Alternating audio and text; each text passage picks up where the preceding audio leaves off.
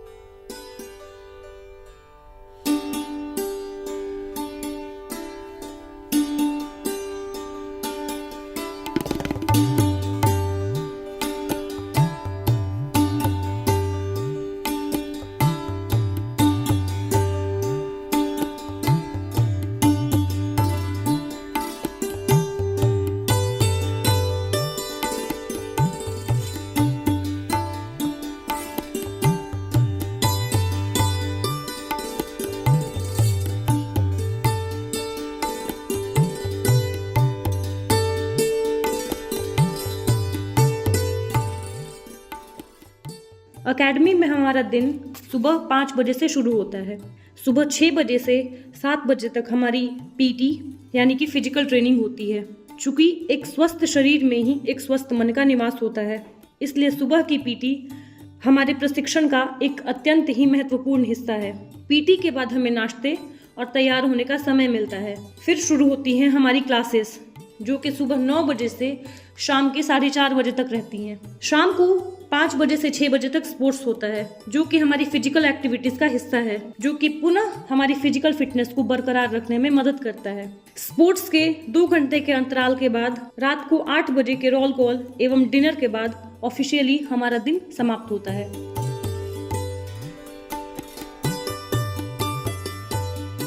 Physical fitness हमारी training का एक महत्वपूर्ण हिस्सा है।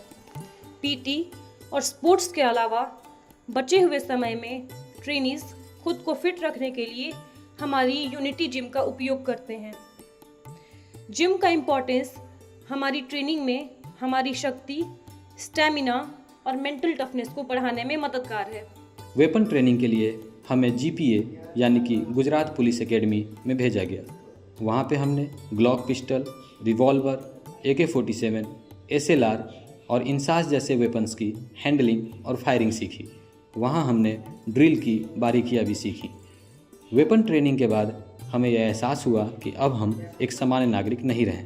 अब हमारे कंधों पर फॉरेस्ट को सुरक्षित रखने की जिम्मेदारी है। फॉरेस्ट मैनेजमेंट का बेस माने जाने वाले वर्किंग प्लान एक्सरसाइज के लिए हमें 10 दिनों तक बारिया डिवीज़न में रखा गया, जहाँ हमने फॉरेस्ट इन्वेंट्री और सोशल इकोनॉमिक सर्वे की एक्सरसाइज की।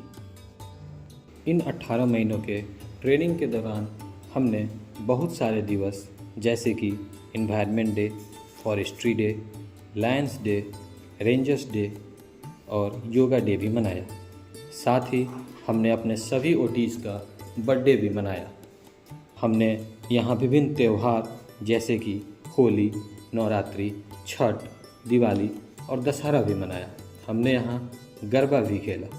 हमने समय समय पर कल्चरल प्रोग्राम भी ऑर्गेनाइज कराया, जिसमें मुख्यतः हमने अपने राज्य के लोक नृत्य को दर्शाया।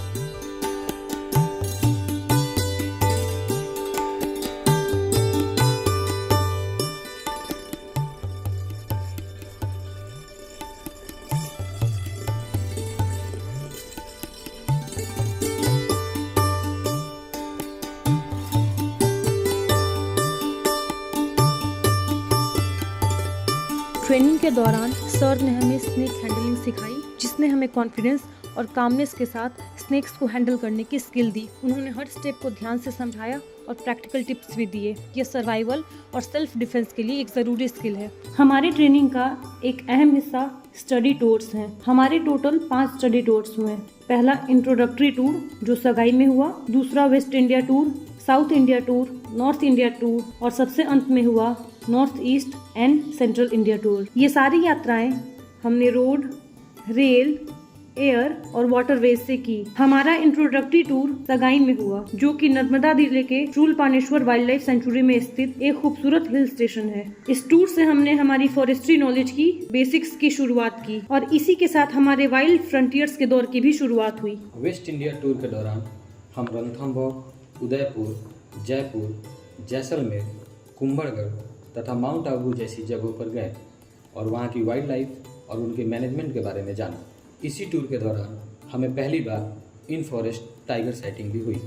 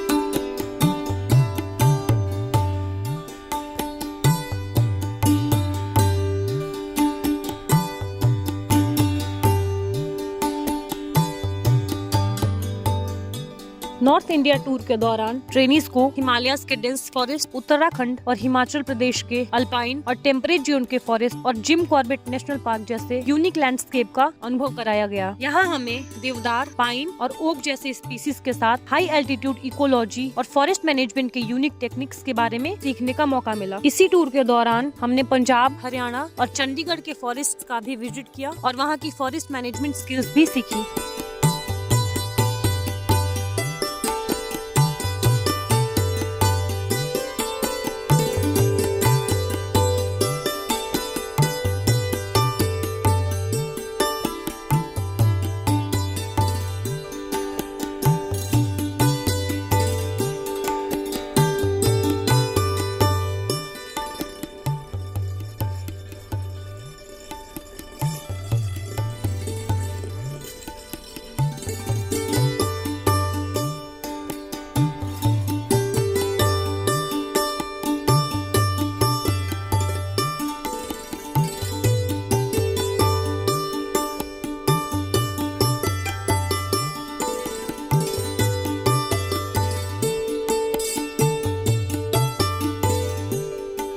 इन टूर्स के तहत हमने dry deciduous forest, semi evergreen forest, alpine and सब अल्पाइन फॉरेस्ट तथा मरीन इकोसिस्टम का भ्रमण किया। हमने कुल 30 से अधिक नेशनल पार्क्स, 20 से अधिक टाइगर रिजर्व्स, 50 से अधिक वाइल्ड लाइफ सेंचुरीज और 20 से अधिक जूज का भ्रमण किया। इस तरह से हमने इंडिया के लगभग सारे महत्वपूर्ण national park, sanctuaries, tiger reserves and zoos का भ्रमण किया और वहाँ के मैनेजमेंट को सीखा। इनमें से अधिकांश जगहों पर हमने जीप सफारी और बोट सफारी की। पूरे भ्रमण के दौरान हमने वाइल्ड लाइफ को उनके नेचुरल हैबिटाट में देखा और जाना। इन टूर्स के दौरान हमें डेली वेजेस वर्कर से लेकर PCCF लेवल तक के अधिकारियों से इंटरेक्शन का मौका मिला। साउथ इंडिया टूर के दौरान हमने रिच बायोडाइवर्सिटी और ट्रॉपिकल फॉरेस्ट के यूनिक इकोसिस्टम का प्रैक्टिकल एक्सपोजर किया। यहाँ वेस्टर्न घाट जैसे बायोडाइवर्सिटी हॉटस्पॉट हैं, जहाँ medicinal plant, timber species, wild life conservation practice और सस्टेनेबल फॉरेस्ट टेक्निक के एक्सपोजर मिलते हैं। इसी टूर के दौरान हमने अंडमान निकोबार का भी भ्रमण किया, जहाँ के वर्जिन फॉरेस्ट, मैंग्रोव फॉरेस्ट और इंडेमिक स्पीसीज का एक्सपोजर हमें मिला, जो कि सस्टेनेबल फॉरेस्ट्री और कंजर्वेशन प्रैक्टिस के वैल्यूएबल इंसाइट देते हैं।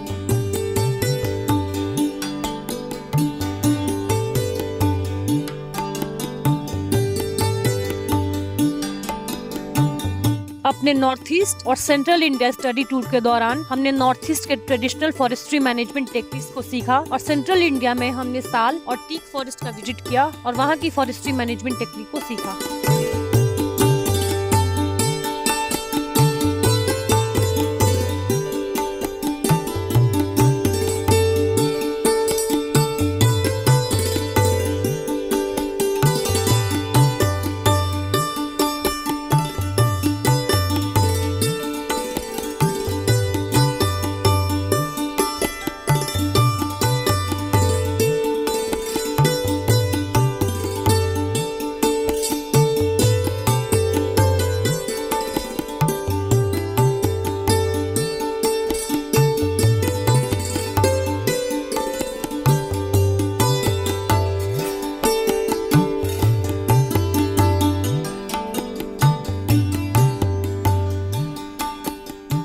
ट्रेनिंग के आखिरी दिनों में एनुअल स्पोर्ट्स मीट का आयोजन किया गया, जिसमें सभी ट्रेनीज ने उत्कृष्ट प्रदर्शन किया और टीम वर्क, डिसिप्लिन और कॉम्पिटिटिवनेस को नए आयाम दिए।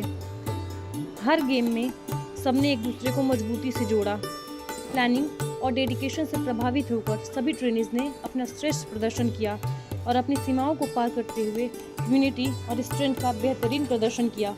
इस स्पोर्ट्स मीट ने आत्मसम्मान और टीम वर्क के नए आयाम दिए।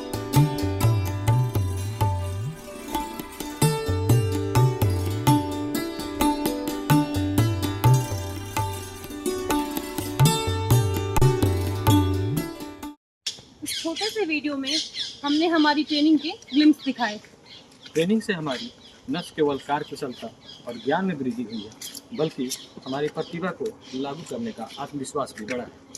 हम यहाँ प्रशिक्षु के रूप में आए थे और अब अधिकारी के तौर पर अविरुद्ध होकर लौट रहे हैं।